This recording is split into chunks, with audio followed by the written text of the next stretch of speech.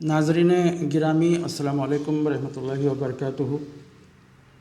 الحمدللہ رمضان کے مہینے میں مختلف محلوں میں سماعت قرآن کی محفلیں منعقد کی جاتی ہیں، خاص طور سے خواتین کے ذریعے سے، جہاں پر مختلف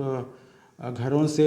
خواتین جمع ہوتی ہیں دوپہر میں 2 بجے سے یا کبھی بھی وقت جب بھی ملا، اور قرآن مجید کی تلاوت کوئی صاحبہ کرتی ہیں، کوئی حافظہ صاحبہ کرتی ہیں، اور تمام خواتین سماعت کرتی ہیں۔ وہ بہت ہی اچھی بات ہے، کیونکہ قرآن کا پڑھنا، قرآن کا سننا، قرآن کے بارے میں جستجو کرنا، اس کی تعلیمات کو سمجھنے کی کوشش کرنا، یہ سب نیکی کے کام ہیں۔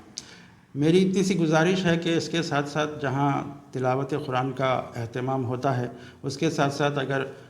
ترجمہ بھی چاہے تھوڑا ہی صحیح، روزانہ ایک آدھا پارہ ہی صحیح، پورا پارہ بھی اگر پڑھنے کے لیے اگر ٹائم لگتا ہے اور لوگوں کو جلد واپس ہونا ہے تو کم از کم آدھا پارہ یا پاؤ پارہ پڑھیں اور اس کا ترجمہ پڑھیں، تفسیر پڑھیں، کیونکہ قرآن کی جو آیتیں ہیں صرف سننے اور صرف سینے پر پھونک لینے کے لیے نہیں ہے، بلکہ اس کو سمجھنے، اس پر عمل کرنے کے لیے ہے۔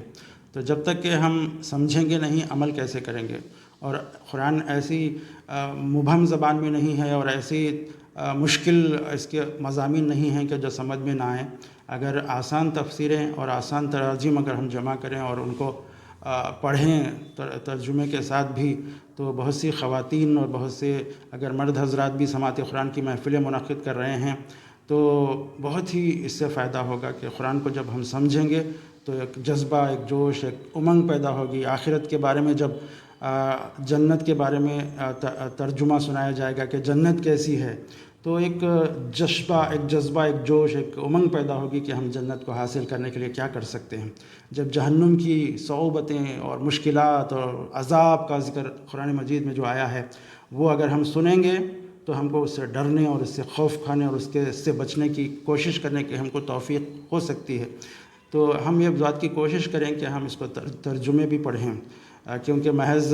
جیسا کہ تراویح میں مساجد میں بھی ہوتا ہے کہ سامنے امام صاحب یا حافظ صاحب پڑھ رہے ہیں، تمام لوگ سن رہے ہیں، لیکن اس کا کوئی مطلب ان کو سمجھ نہیں آتا۔ گو کہ سننا بھی ثواب ہے، لیکن اس کو سمجھنا بھی ضروری ہے تاکہ ہم عمل کر سکیں۔ اللہ تعالی ہمیں اس کی توفیق نصیب فرمائے۔